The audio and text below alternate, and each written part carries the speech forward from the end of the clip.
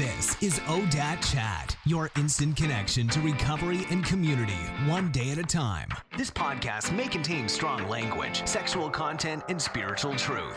Listener discretion is advised.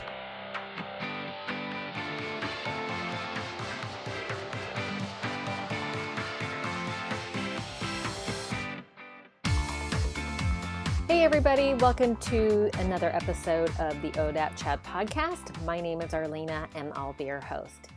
And in case you didn't know, ODAT stands for One Day at a Time. In case you're new here, this is a podcast where my guests share their stories of alcoholism and addiction and their journey to recovery. My hope is that after listening to today's story, you'll take away something that either gives you hope, helps you feel connected, leaves you feeling inspired, or hey, maybe all of the above. By the way, I love hearing from you all. When I get emails or messages on the ODAT Chat Facebook page, it absolutely makes my day. So send your thoughts or questions to arlena@odatchat.com. And by the way, ODAT is spelled O-D-A-A-T. So also, you can connect with people just like you by visiting the Facebook page.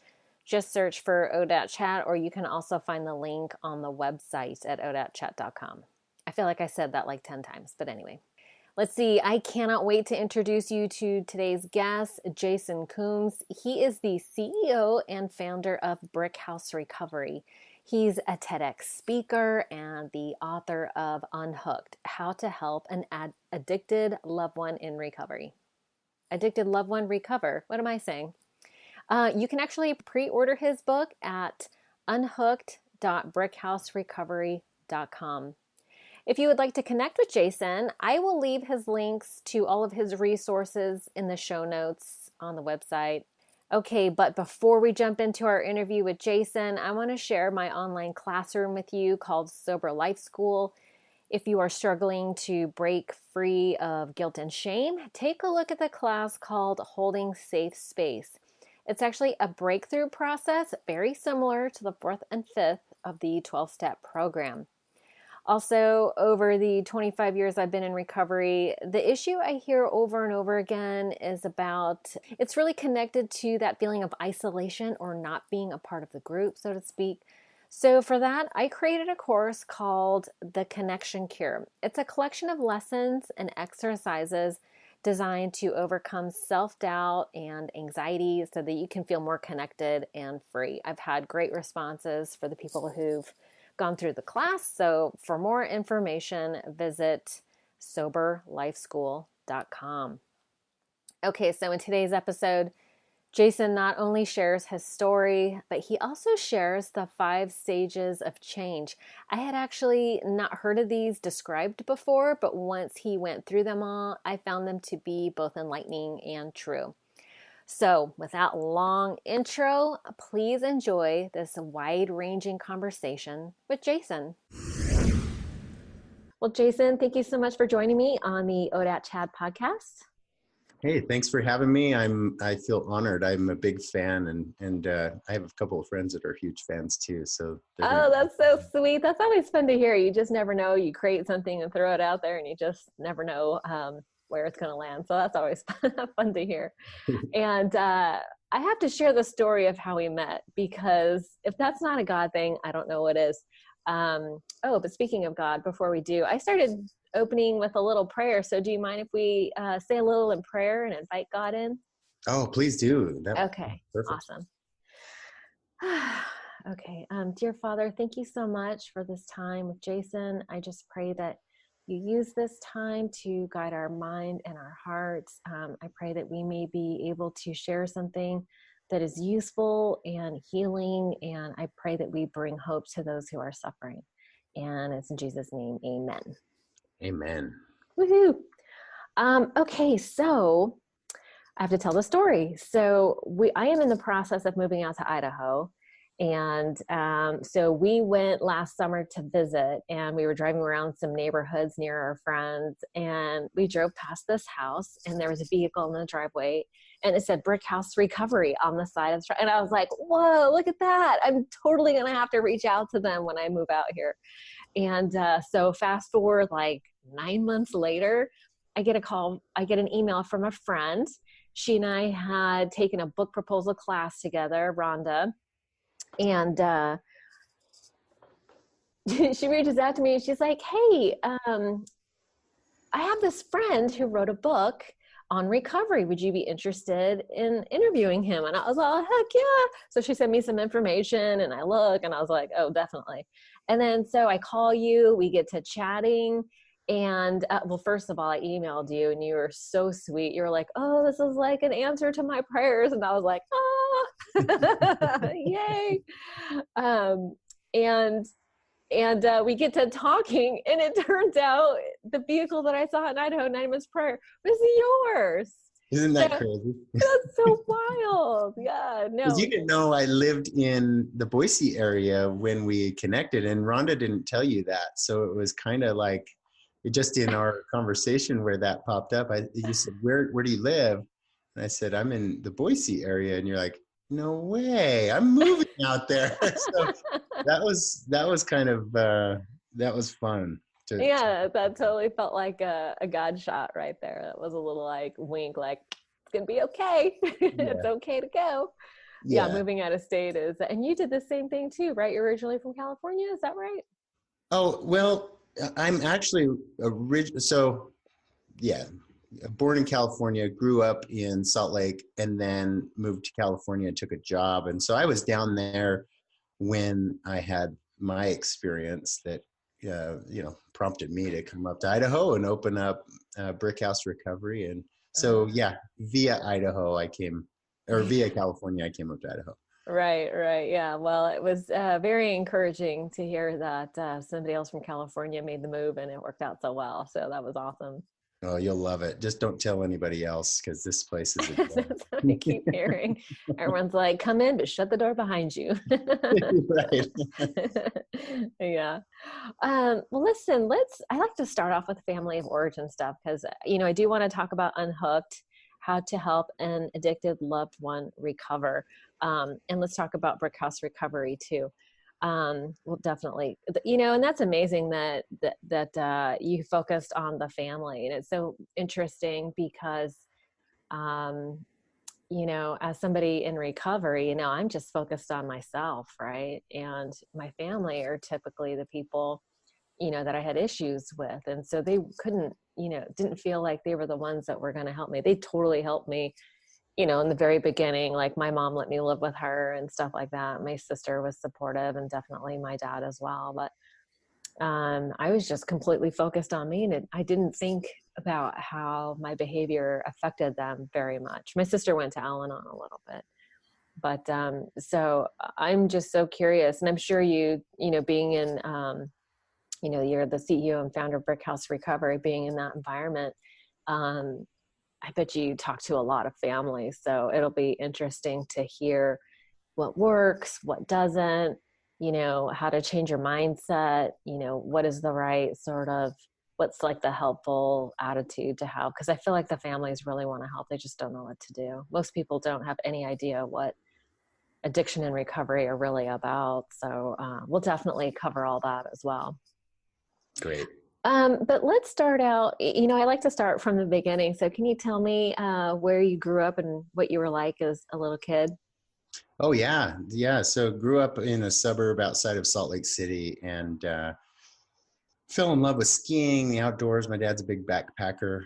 He's a physician, retired now, pediatrician actually. And I come from a family of doctors. My brother is an ophthalmologist, and my sister married a cardiologist. My little brother is an orthodontist, and my dad was a pediatrician. My grandpa was a pediatrician. So then there's me, and I'm a bit of an outsider. I can't stand the smell of hospitals, let alone doctor's offices. So I know, right? But you are a healer, so there's that. Now I am, yeah. Now you are. But the only time I ever went into a doctor's office was with the hopes of getting some pain meds. Oh, yeah. But yeah, that upbringing was beautiful. I was not abused. I was treated with respect by both of my parents. No trauma. No trauma. They're beautiful, beautiful, beautiful people. And that's what's so interesting too, is like my upbringing wasn't this harsh, you know, experience where I had to seek relief because of my external circumstances. The tumult was happening inside. So even though like I was raised in this wonderful family, great siblings, both of my brothers and my sister are the salt of the earth people, beautiful people, nice, gifted people. And so are my parents and both sets of my grandparents. But something, and as we know in recovery, this is very common where internally there was this storm raging and full of anxiety, bouts of depression, although as a kid, I had no idea what those labels were. I just knew I always felt out of sorts. I always felt nervous. I felt off, and then I would find ways as an adolescent to numb that and to feel better. And so adrenaline was my escape, my outlet. So was being sort of a class clown, getting a laugh. I channeled my energy into escaping my feelings inside. And so that is sort of the genesis of this lifelong pursuit of escape, and something's wrong with me, so I've got to fix it. And that was like a daily quest. Wake up in the morning, feel off. I've got to fix this. How am I going to fix this? That compulsive behavior to change something. Right. Change the way you feel. Yeah, and it's amazing. It doesn't matter. I just had a conversation with these guys from Drop the Needle last night. They had me on as a guest, and they were talking about, you know, one of the co-hosts lost like 260 pounds, you know, and the other guy was a recovered alcoholic, but the other guy was like, oh, I'm not in recovery. And I was like, yeah, you are. What are you talking about? It's like, if that much weight isn't about addiction, I don't know what is, right? It doesn't matter what we use. But the idea is to escape that feeling like I got to do something to change this. Yeah. And if I may, just piggyback on that gentleman's comment, when I got sober, I gained 90 pounds in 5 months. I fully flipped over to sugar and to carbs and 90 became a compulsive overeater. And so I'm also a proud member of Overeaters Anonymous as well as Alcoholics Anonymous, due to that other face of this illness. So it just manifests differently. But yeah, it was very real struggle. Yeah. I heard that right in the beginning, and I was grateful for that, because I did watch for that. They said when you are in early recovery that people often switch addictions. Yeah. So yeah, watch out for that. Wow. 90 pounds in 5 months. So, well, let's go back just a tiny bit. When was the first time you started drinking or using? What did you start with first? Yeah, it was alcohol was the first thing. Interestingly enough, I held out longer than all my friends because I was who believed like that, you know, we don't drink, we don't use drugs, we're churchgoers, we're faithful family, and I love that about my parents. So I held out a long time until I was a junior in high school, and that's when I finally just said, I'm missing out. You know, I had your case of FOMO, and everybody was coming to school talking about their party weekends. And so I'll never forget the night or the day that I made that decision at school. And I approached my buddy Sam, and I said, hey, Sam, I want to drink. And he was like, nice, let's do this. And so he's like, finally. Yeah, exactly. Finally. And so he got my buddy Fonz, and Sam and I went to Sam's house. His parents were always out of town, and his grandmother lived there, and she drank whiskey. So we took her bottle. Got loaded with grandma. And we had we all slept over at Sam's house. Of course, I made up a story to my parents. I don't know what I told them, but anyway, that the first few shots tasted like gasoline, and then by the 7th shot, I just remember nothing until I woke up the next day. Oh, you blacked out the first time. First drink, blacked out. Yeah. And I woke up and my friends had used my face and my chest as their canvas with Sharpie markers. And they Oh drew no. all over me. And I was so like sick when I woke up in the morning. They were all upstairs. So I woke up alone and I was just like, what happened last night? And once I got myself together, I went upstairs and the laughter and the congratulations and the high five and the storytelling, they were like so proud of me. And I just could hear those stories being echoed through the hallways of my high school. And I found my solution. I was like, finally, this is it. This is it. And then I couldn't wait to do it again. I was like, okay, tomorrow, let's do this again. What are you doing tomorrow? Right. Next weekend, let's do this. And that's just where it started for me.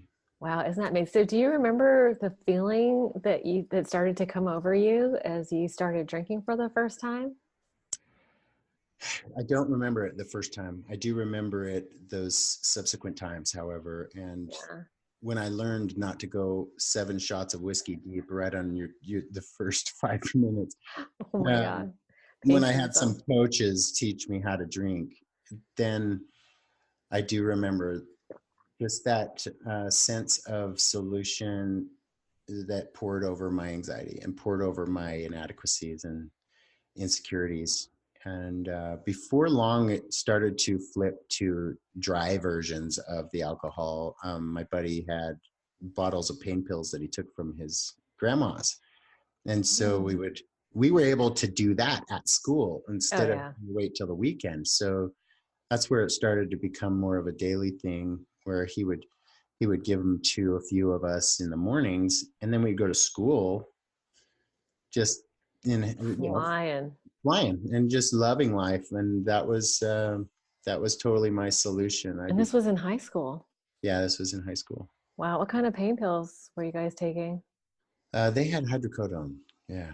Oh my goodness. Grandma had hydrocodone in the cabinet and nobody was watching, huh?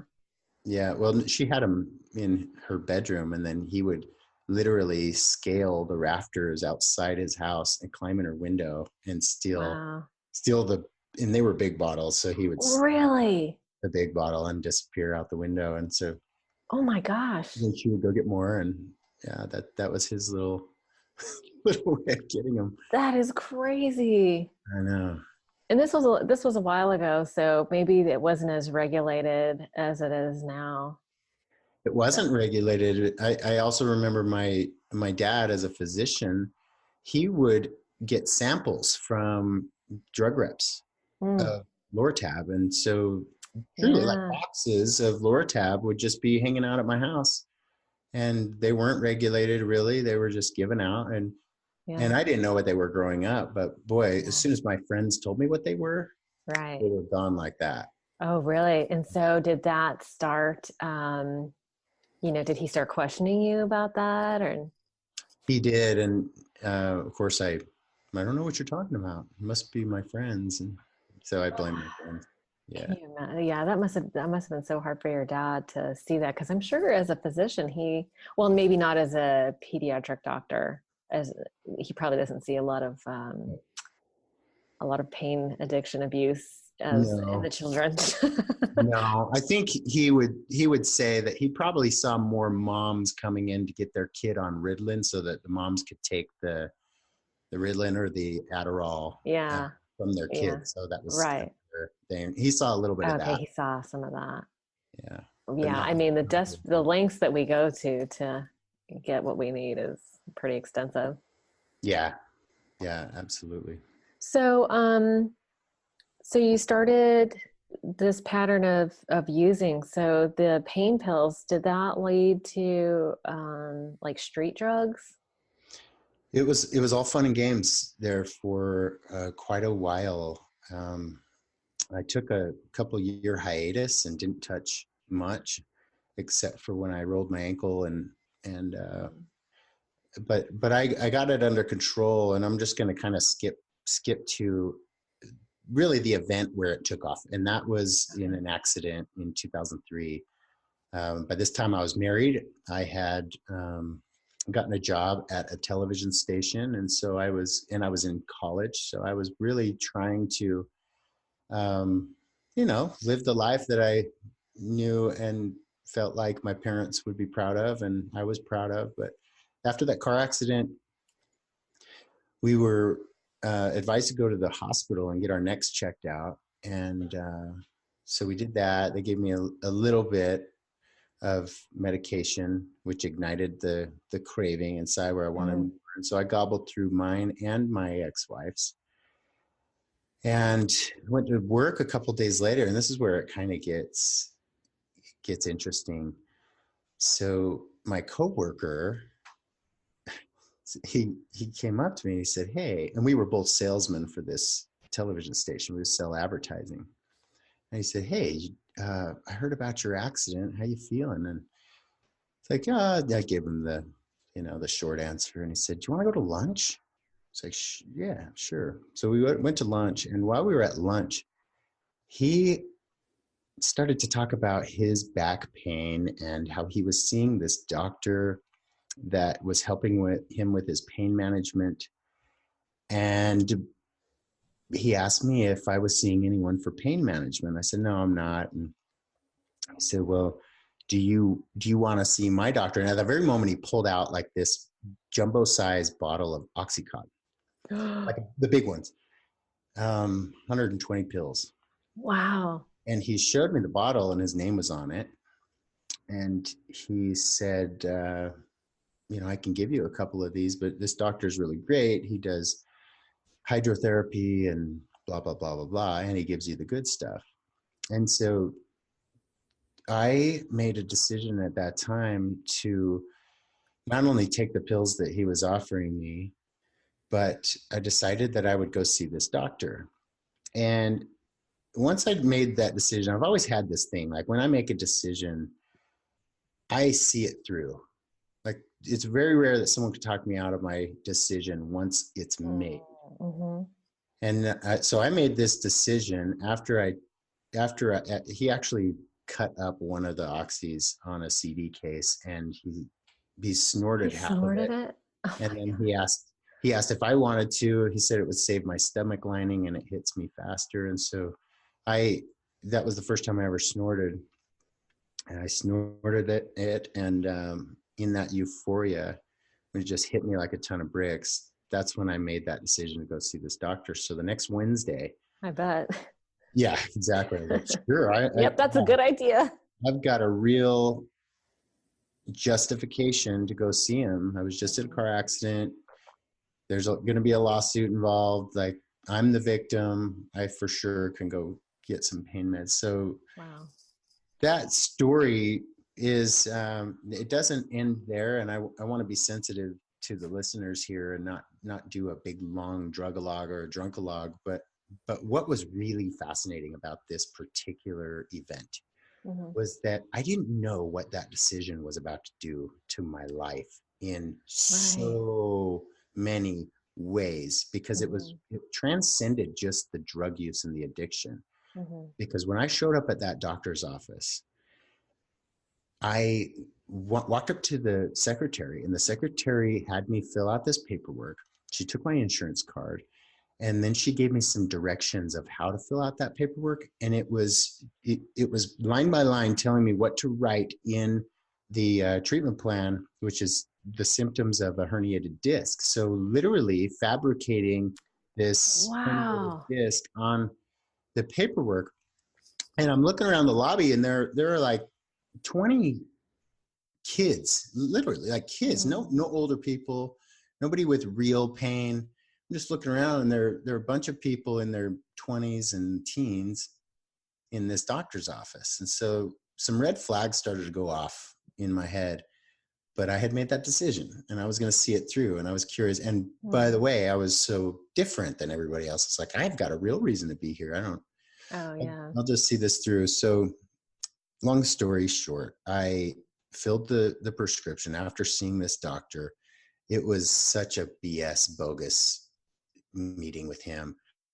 He wrote that for 125 pills. I went to the pharmacy he told me to go to. I followed the instructions, and I snagged my first prescription, and I was off to the races. And in Oh my 5 months, God. I went every single month, and I started to distribute and to sell them. I started to buy them off the streets because I would go through mine so fast. And 5 months later, the DEA shows up at my house. Oh my God. And they served me 4 felonies and 2 misdemeanors for everything from doctor shopping, insurance fraud, obtaining false prescriptions, you name it. Like it was this long list, and I was looking at the number of years that they were charging me with, and if they were to be consecutive, I would have been in prison for a couple of decades. Oh my gosh. I know. And here's this kid who works at a TV station, has no criminal history. Like, I think I'm all good. I think you're a good guy, and yeah. But yeah, that's really where it went south from there, because he got busted. He was indicted on 83 felony counts. 83. And that is where I turned to street drugs then, because no longer could I get them from him. Oh, wow. And the story from there gets even more hairy and interesting, but yeah. So I don't know if you want me to go into all that. Well, let's see. I know, and I appreciate you wanting to be sensitive to people that are listening and maybe who have suffered from that before. But we don't have to go over the specifics, but the feelings are always what's interesting to me, right? It's the feelings I hear in the darkest moments, right? Like, I never thought I would do this. I never thought I would hang out with those people.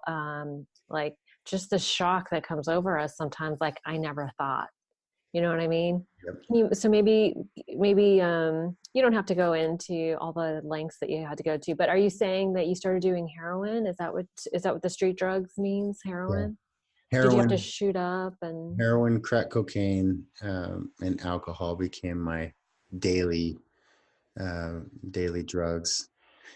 The shooting up, I didn't get too much into that, mainly because I became homeless and I was nervous about carrying needles and whatnot. But there did come that moment that you just described where I was homeless and I had just been robbed at Screwdriver Point by this lunatic from Honduras. And he was part of the Honduran cartel that kind of ran this part of the... And where are you living at this? I'm in Salt Lake at this time. Oh, this is all happening in Salt Lake. And what happened to your wife? So we got divorced. She kept to her boundaries. She loved me through it, a lot of it, but I'm fast forwarding a couple of years by the time I'm homeless, because there was a lot that happened in there. But eventually it just got so bad that she said, I love you, but I can't watch you do this. I can't contribute to this anymore. I got to put on my own oxygen mask now because I'm dying here. And it's destroying her life. And yeah. And there was nothing you could do to stop it, I would imagine. Yeah. Did your family try to get you into rehab or anything? Well, at that time that I was homeless, I had that kind of moment where I never thought that a college grad who grew up in a good home, who I had even served a mission for my church for 2 years in Brazil. Like, I was a good kid.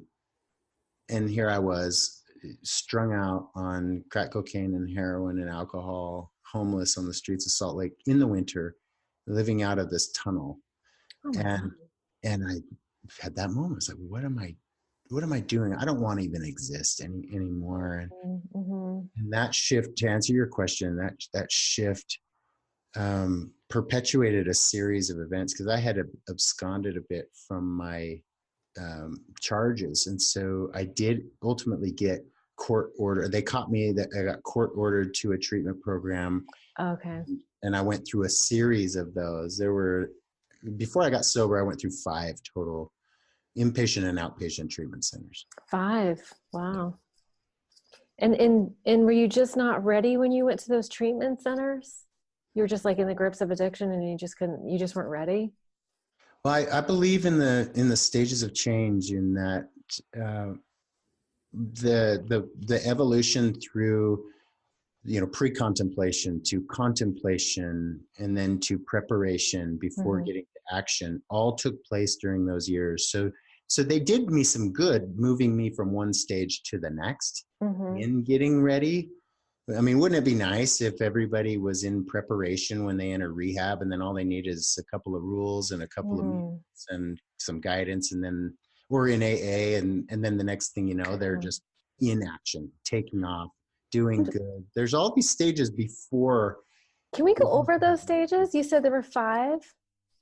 Yeah, so the stages of change, Miller and Rolnick actually have written books about this. And so it's evidence-based. It's not something I'm just conjuring up. And we use these stages in treatment, which is also ties into my book and helping family members understand these stages, because I think a lot of times family members expect when they discover their addicted loved one is struggling, they expect them to get into action like right after the crap hits the fan. And right as soon as the cat's out of the bag, it's like, okay, let's fix this. Yeah. And so the first stage is that denial stage, where it's like, I don't have a problem at all. It's pre-contemplative. They're not even contemplating about changing. It's all those guys that you see and gals that you see that are pounding beers at tailgate parties, and they're like, I do not have a problem. Don't even talk to me about alcohol. Yeah. Although they're passing out and very defensive about it. Yeah. Yeah. That's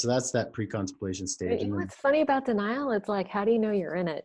It's like you're arguing with someone, and I'd be like, how would you know if you were in denial? And it's like, it stumps them. It's like, I don't know how I would know. It's like, wouldn't you have to trust somebody that loves you, maybe? Right. Yeah, exactly. Okay. So denial is the first one. Yeah. And then the next stage is contemplation. And so that is where that ambivalence kicks in. And so if you looked at my story during those times where my wife left me and I lost my jobs, and those external consequences were mounting, I started to question, like, if I needed to change my life. Like, I can't keep doing this. I'm losing so much. And so there was this ambivalence, being on the fence, where the costs of using were starting to mount, but also the benefits of using were still super high. Yeah. And that is a tough spot to be. And some people are chronic contemplators. They will live there for decades and decades. Yeah. Yeah. Those are the chronic relapsers, right? Okay. Benefits are still high. Okay. Even though they come at a high cost, they're still getting a large benefit, which is the drugs are still working. The drugs or alcohol, whatever, is still alleviating the unpleasant feelings, the negative feelings, right? Yeah. Got it. Okay. Yeah, exactly. Like, I remember in drug court, I was like, okay, like I got to be abstinent, because if I use, I'm going to prison. But in the back of my mind, I'm like, but as soon as I'm off paper, right, I'm going to go back to using, because there's still benefits. I just won't have the consequences. Right. Okay. And so that's rationalizing it, justifying it. Yeah. Exactly. Okay. Exactly. And what happens after contemplation? And then there's preparation. And preparation, like, let's go to that compulsive overeater. Imagine the person in your mind who is just got told that they have type 2 diabetes, or will have type 2 diabetes if they don't change their diet. And they're sitting on the couch, morbidly obese, and they're eating pizza, and they're drinking Coca-Cola or beer, and they're researching memberships to a gym. They're researching ways to get better. They're maybe even considering going into treatment for it, or they're looking up OA meetings. So that preparation, even though the actions, surgery, that seems to be a popular one, the lap band surgery. Yep. So even though they are not in action, they're preparing. And in our world, it would be someone who's like, yeah, I need to go to rehab, but you know how that's like, I'll go tomorrow. Yeah, it's not convenient to be gone for 30 days. Right. Yeah. So that's that prep stage. And then as soon as they're through the preparations, and some people stay in preparation Yeah. for a while. Analysis paralysis type thing. Yeah. Yeah. Getting ready to get ready. Yes, that's exactly what it is. Yeah. And then there's the action and maintenance stage. Action and maintenance is the same step? 2 different steps. Oh, action and then maintenance. Mm-hmm. Okay. Action is when you finally go to rehab or go see the doctor or go to therapy or. I think people have different opinions on action. Action in and of itself is, that is absolutely an action to go to a rehab. But how many people do we know that will go to a rehab, but internally they're still pre-contemplative? Or internally they're just trying to get the judge off their backs. They're not really looking to make that change. Yeah. So Miller and Rolnick deem action as consistent action over a period of time. Okay, consistent action. That's a big difference. Mm-hmm. So 90 and 90. Like if someone's doing 90 meetings in 90 days, that's for sure action. Okay, example 90-90. Love that. That's why we recommend that all the time.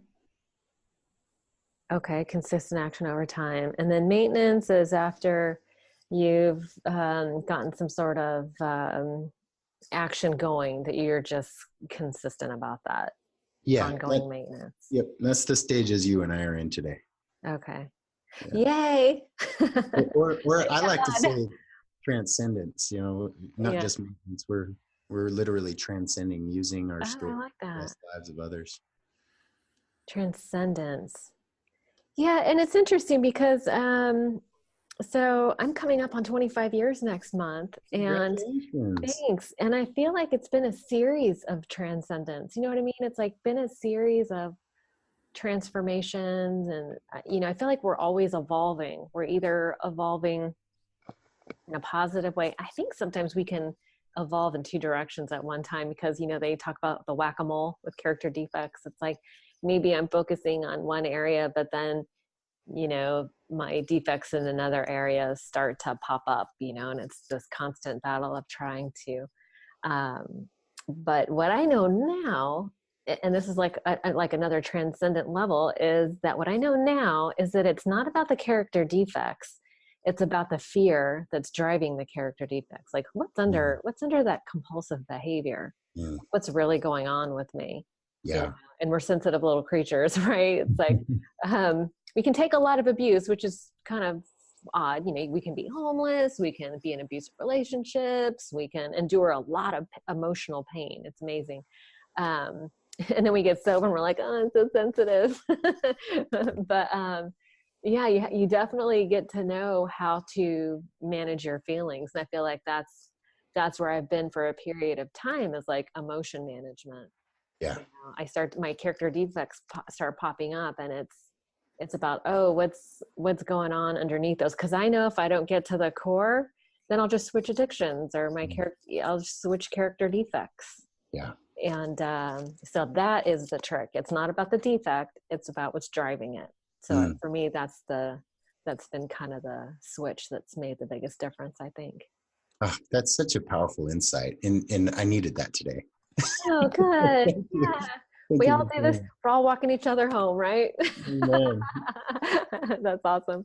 So, okay. So tell me how you got to the place. Maybe we can talk about your story in terms of stages. So we've kind of went through the denial, and did you start contemplating that maybe I should be different?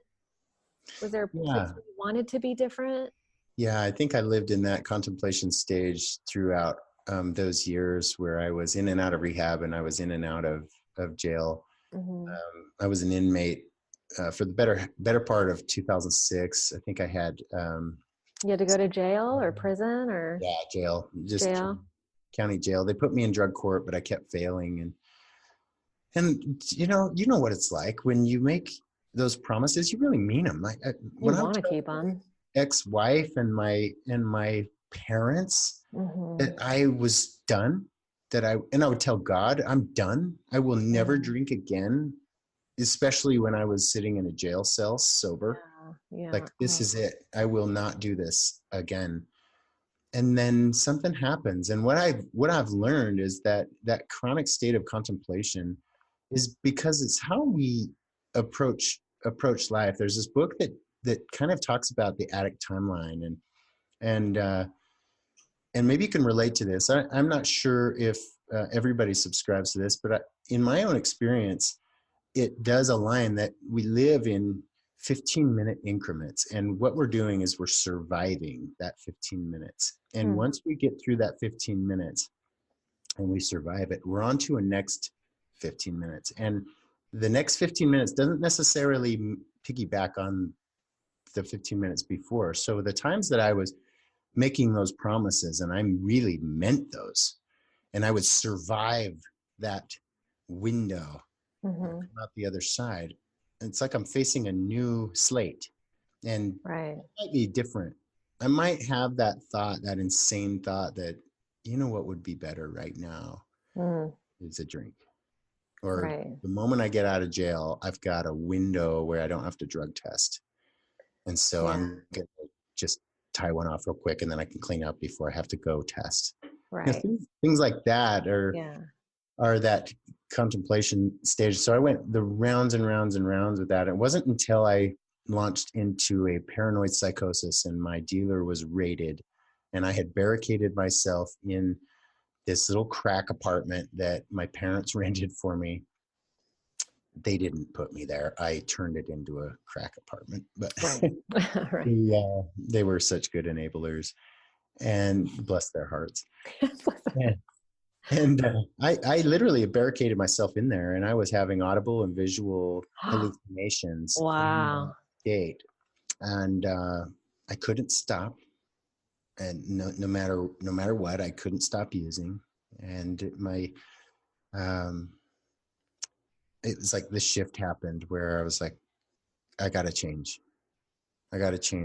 So that's when I got into preparation, was after this long battle of natural consequences, just constantly getting pummeled by this disease. And it shredded and ripped everything out of my life, including my firstborn son, who was born in the midst of all of that. Oh, wow. And when I placed him for adoption, it was like this. His mother didn't keep him? No, we made the decision to place him in the home of someone that could raise him right, because she struggled too.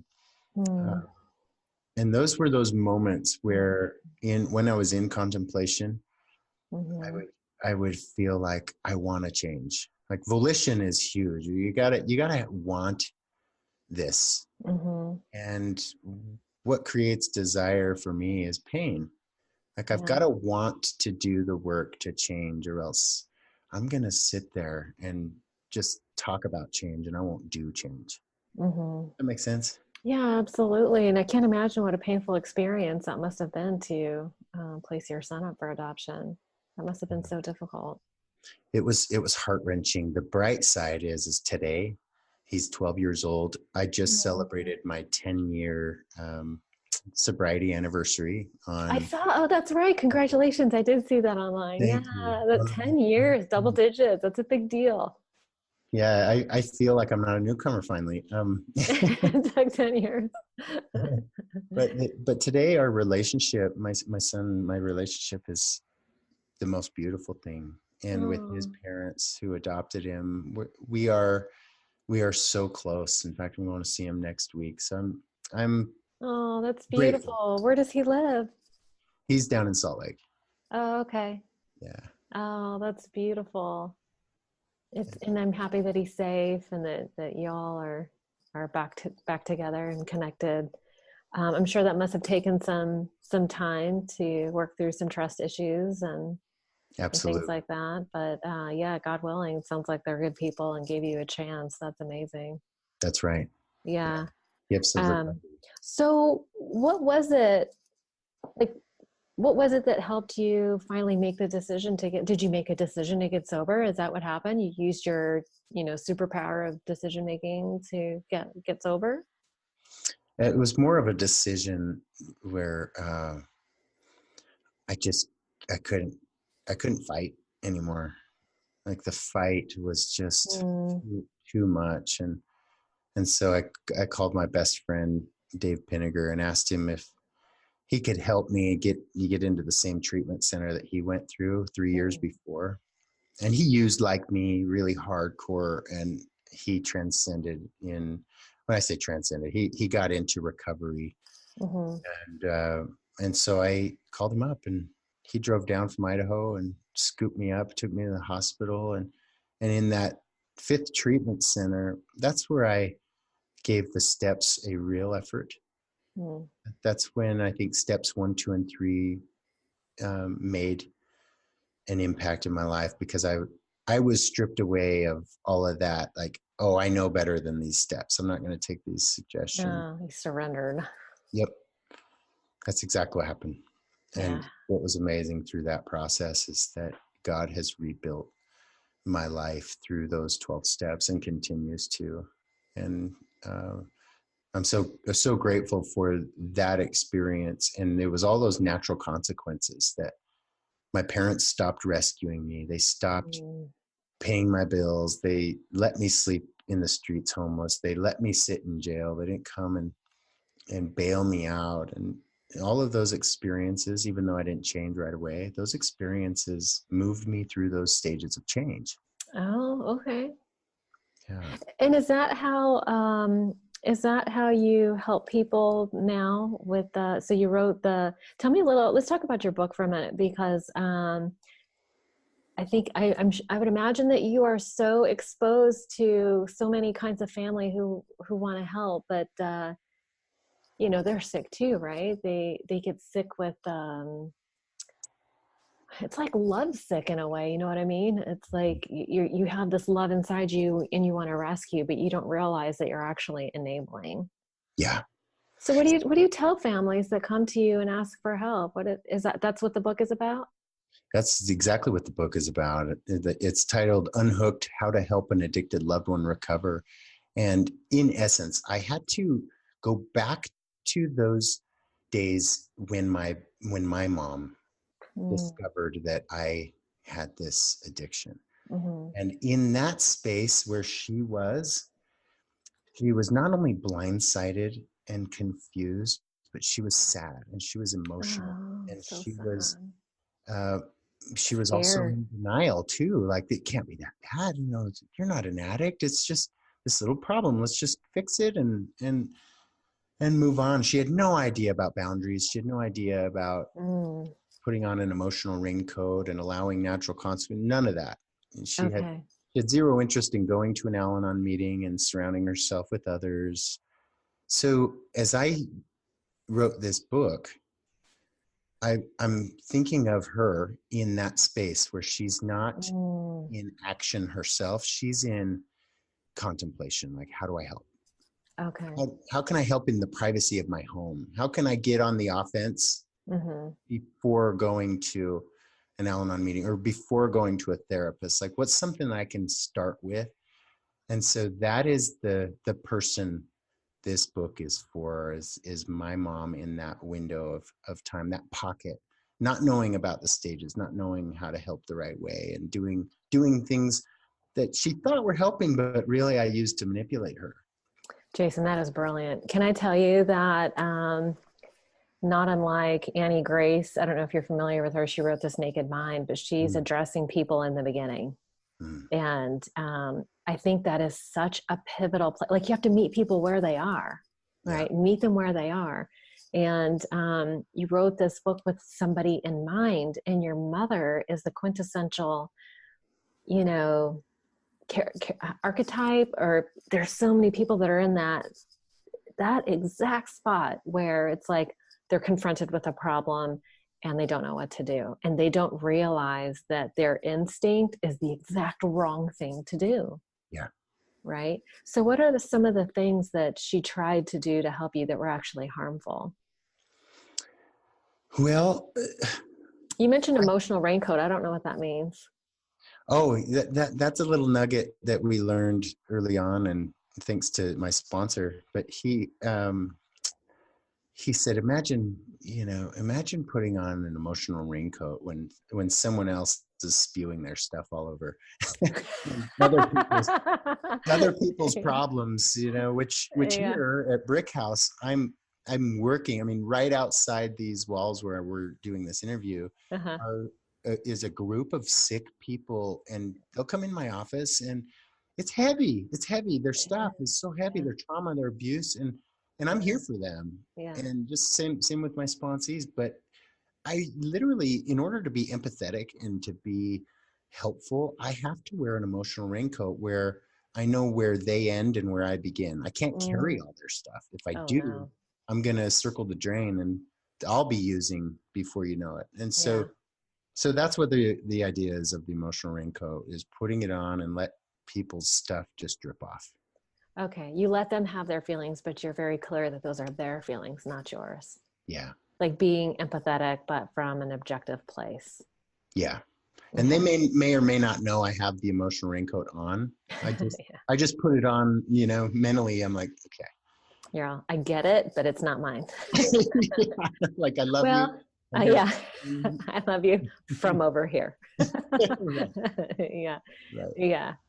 Yeah. That's tricky because it's so interesting because I feel like a lot of recovery is about connection, right? It's like, I get you're kind of crazy. Like you and I have a new normal. Like you and I can talk about things that would scare other people. And it's like, no, we're good now. That's just stuff that happened, but it freaks people out sometimes. And so, but that makes us uniquely qualified to help others, right? Who are going through that. We can say, oh yeah, I did that shit too. And you can totally survive this. And it doesn't have to always be this way, That's right. But you have to start asking the right questions and coming to different conclusions that help you make different decisions that lead you to a new place.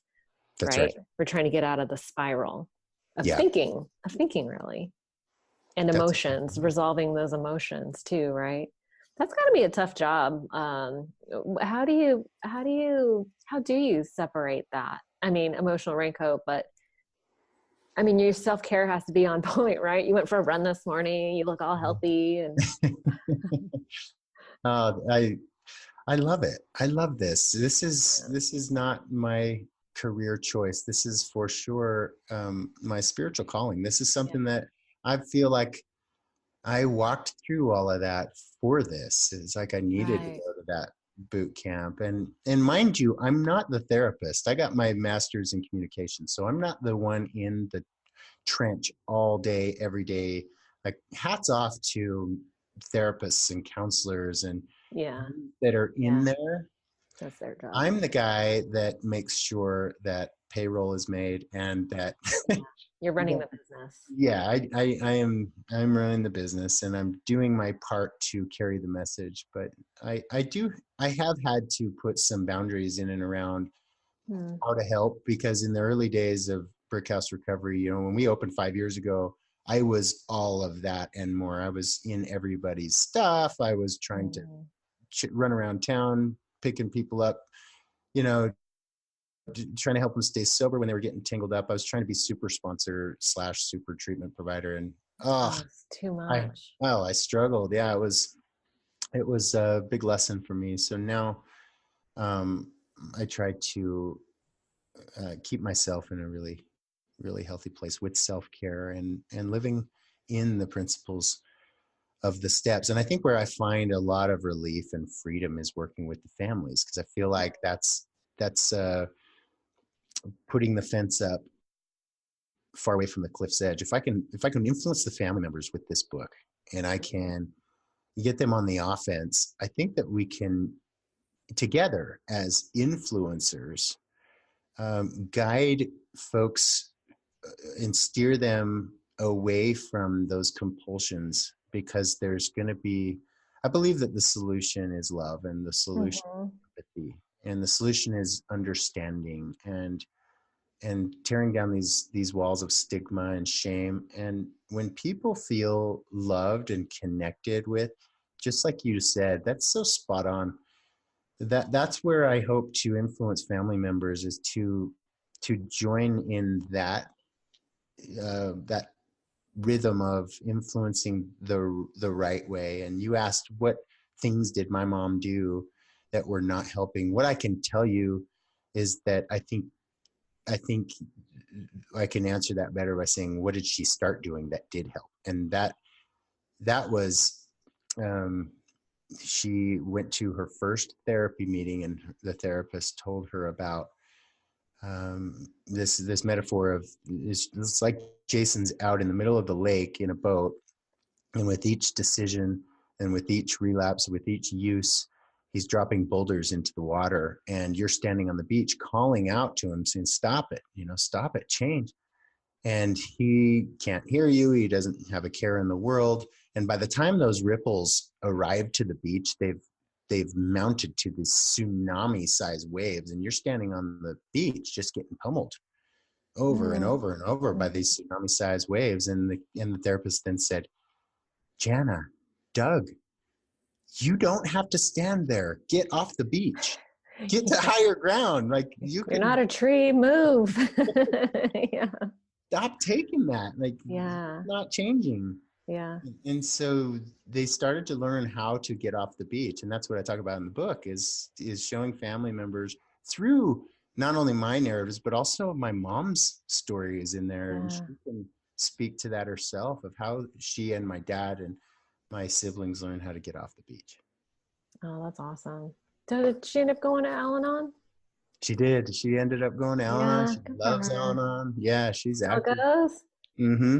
Oh, that's a beautiful thing, even after all this time. So so she's got 10 years in Al-Anon or more? I would say, I don't know how she measures it. I don't think, I think she goes and takes people when they get tangled up more than like just going to a meeting by herself. Mm-hmm. Super healthy. And I'm really proud of her and my dad. Did your dad go to meetings, or is he like, he was super busy with his, that's a pediatrician. I would imagine that's a pretty demanding job. Believe it or not, he led out going to meetings before my mom. He was like what? Yeah. He started to go and he's like, oh my gosh, this is so amazing. Like, wow. And then my mom was like, really? Oh. Really? That's awesome. Yeah. And you do a lot of work for the recovery community. I know you did a TED Talk. Tell me about what that was like. I've always wanted to do one. My speech is written. I am ready to go if someone calls me. Let's get you in the TEDx voice. Let me do it. I'm so ready. Oh, what to say about that?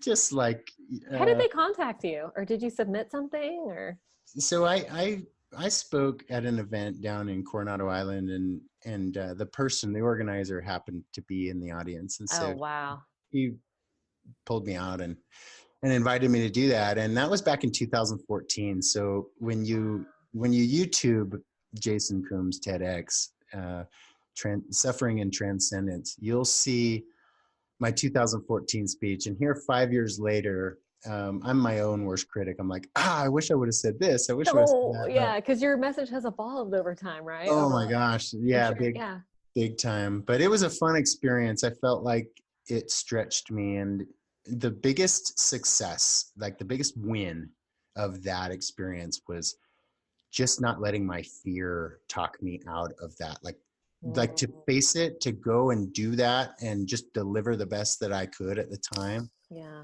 And stay within the time that they gave me. I hear they're pretty strict about the time. Oh, super strict. Yeah. They actually hold this iPad right in front of your face that has a clock.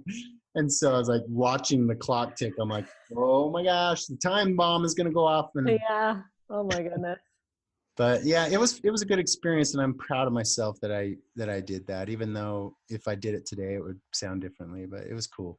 Yeah, that's pretty amazing. Who were the people in the audience?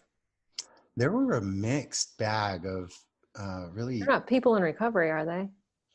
There were, what I remember were authors. There were authors and professional speakers from like the Salt Lake market were invited. And it was really, I felt really honored to be in that circle with Kevin Hall and Tiffany Peterson and a variety of others that I won't name, but yeah, I felt super honored to be in that circle. Yeah, that's pretty cool.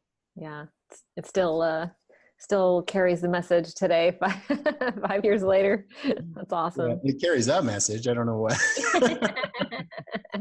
Well, it certainly adds credibility, right? Doesn't hurt. Have a little TEDx next to your name. That's Good pretty point. cool. And tell me a little bit about Brick House Recovery. So you're in the Boise. By the way, I learned it's Boise, not Boise. Don't say Boise or you'll get lynched. Yeah. Yeah. Boise. Boise. So Brick House Recovery has been around, did you say 5 years now? Yeah, Brick House. Yep, started 5 years ago, and we are a faith-based outpatient addiction treatment center. So faith-based allows us to be not only private. We're not on the beaten path of all the court-ordered folks. We have our segment, and most of the clients that we treat here are those that are in that contemplation / preparation stage of change, where they're wanting it. Like they may still want to use and drink. They may still have that going on, which is totally fine.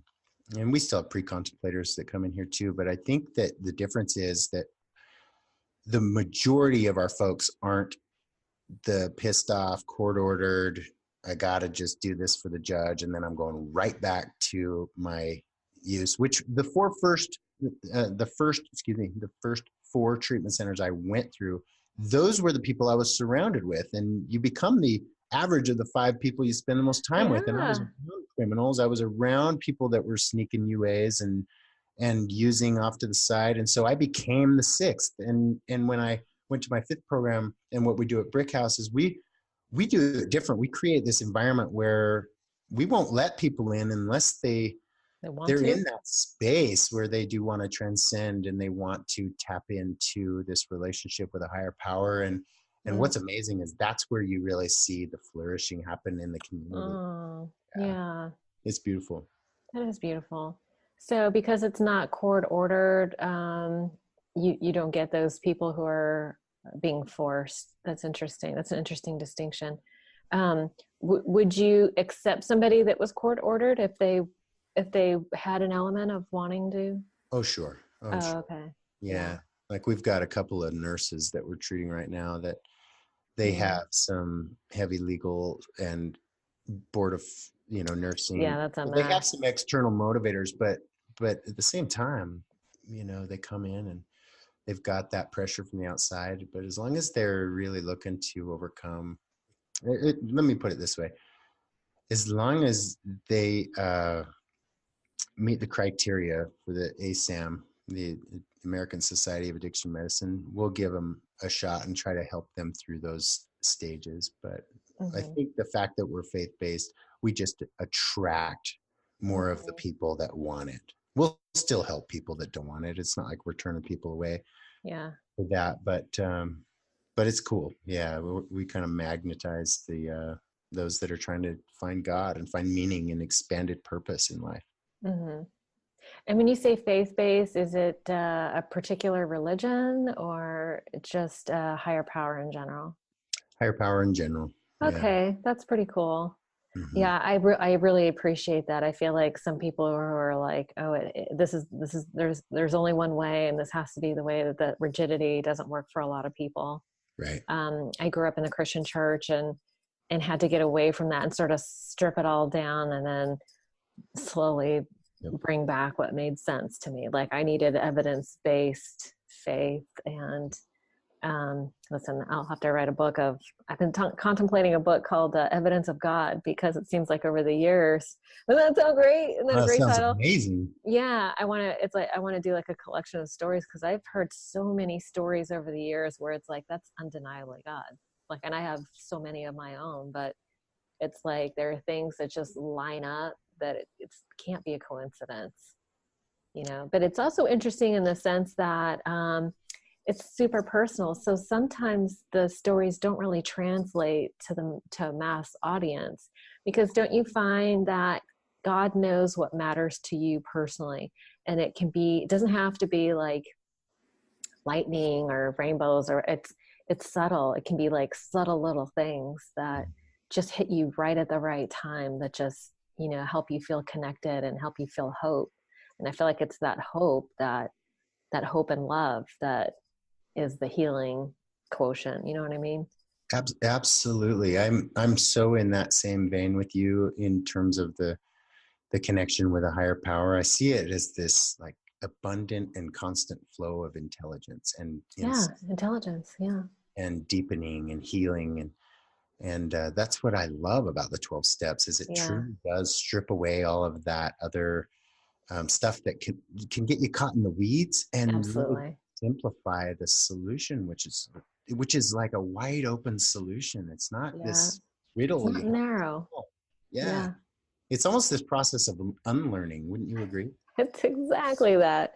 Yeah. I was talking to these, like I was on this podcast last night and they asked me to pick a song and it was Return to Innocence, because I feel like at our core, we are really innocent. We just have to strip away when you strip away all the defects of character, when you strip away all the fear, all that's left is love, right? And we're innocent, so we strayed, but there is a way, and innocence is really about being forgiven. Like I felt guilty, not in the sense that, not in the religious context of sin and forgiveness. And by the way, sin is just an archery term. It means you missed the mark, right? Yeah. That's all it is. It's not condemnation, right? And so, it sort of takes the judgment, it takes that, it removes, like you were saying earlier, it removes that element of shame, guilt and shame. Yeah. So no, I'm so grateful to be in this space of recovery, walking this path of recovery. And I certainly appreciate your time. We're coming up on our time. And I'm grateful that we were able to connect in the way that we did. That's a pretty cool story.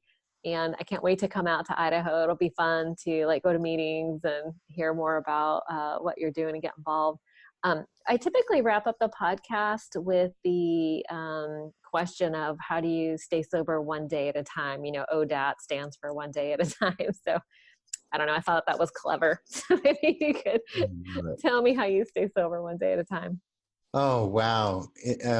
I'll just revert back to when I was really early in my post-treatment sobriety, probably day 75-ish. And I was in treatment for 60. I found my sponsor and I was testing him out. I asked him what he wanted me to do. And he said, okay, I want you to write a daily battle plan and just list everything you're going to do in your day that is going to be contributing to your recovery. And I said, well, how many items need to be on that? He said, it might be 5, it might be 25, just go. And so I started to write down, okay, first thing in the morning, I'm going to say a prayer. Next thing, I'm going to do my personal hygiene. Next thing, I'm going to call my mom and tell her I love her. Next thing, I'm going to call my sponsor. All the day. And so to answer your question, what is the one thing I do? I still like that daily battle plan has become habit. And so now I just do that every day, and it looks differently each day, of course. Sure. But meeting with you is part of that. It's carrying the message to someone who might need a little boost today. Yeah. That's awesome. Do you still go to meetings? Absolutely. Yeah. How many meetings do you? I'm going to need to leave here in like 20 minutes. I'm going to go get my 10-year chip over at my home group. Oh, where's that? It's as Bill sees it. I'll have to take you to it. I'll totally. So we're going to be moving out there in June. So I'm totally planning to do the 90 and 90. I got to get a service commitment. I got to start meeting some girls. I sponsor a lot of girls here. So I'm going to have to start fresh. And although I'm keeping my sponsor here, and I have a couple of girls that I'm really tight with that with long-term sobriety that will still stay, pretty tightly connected. But I'm gonna have to start over. It's going to be really, really weird. Oh, that's so fun. I remember doing that when I moved down to Orange County, and it was like oxygen to my soul going in as nobody knew me and just starting to meet people organically and asking it was just beautiful. Now I have a host of friends, and believe it or not, some have migrated up here now, but yeah, it's cool. And any way I can help, of course, I'm in your corner. So I appreciate it. I'm excited. That gives me a sense of comfort and and calmness. Yeah, because it's a big move. So I certainly appreciate it so much. Absolutely. Thank you. Great. Okay. Well, listen, thank you so much for your time. And I look forward to speaking with you again soon. Hey, likewise. May I do a little shameless plug? Oh, please do. I apologize for not asking for that. How can people reach you? That's totally perfect. I am putting together, and it'll be in the show notes. So I'll send you the link. Yeah. But pre-sales for the book go live next week. So okay, next week. Okay, we should publish this. Actually, you know what? Today I'll send you the link, and people can access it today if they're listening. They can access it today. Yeah. And that's how you can get the book, and you can connect with me through there. So. Okay, so this will probably be released in a couple weeks. So we'll definitely post stuff on Facebook. Perfect. Through the podcast page and things like that. And we'll make sure that people support the book and get the word out, which is most important, right? Let's get the word out to the friends and family of those that are suffering. Amen. So that'll be awesome.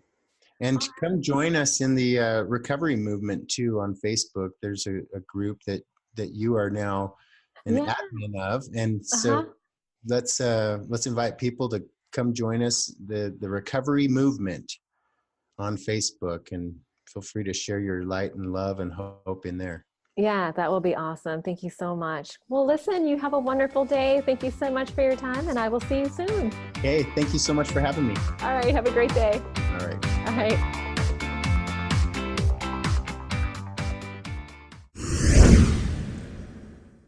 One last thing before you go, if you enjoyed the podcast today, please don't forget to subscribe on iTunes or Stitcher and leave a review. And if you'd like to make a donation to the podcast and help me keep the lights on, you can do so by visiting odatchat.com. There's a donation button or membership button on the right-hand side. Have a great day. Thank you so much for joining us.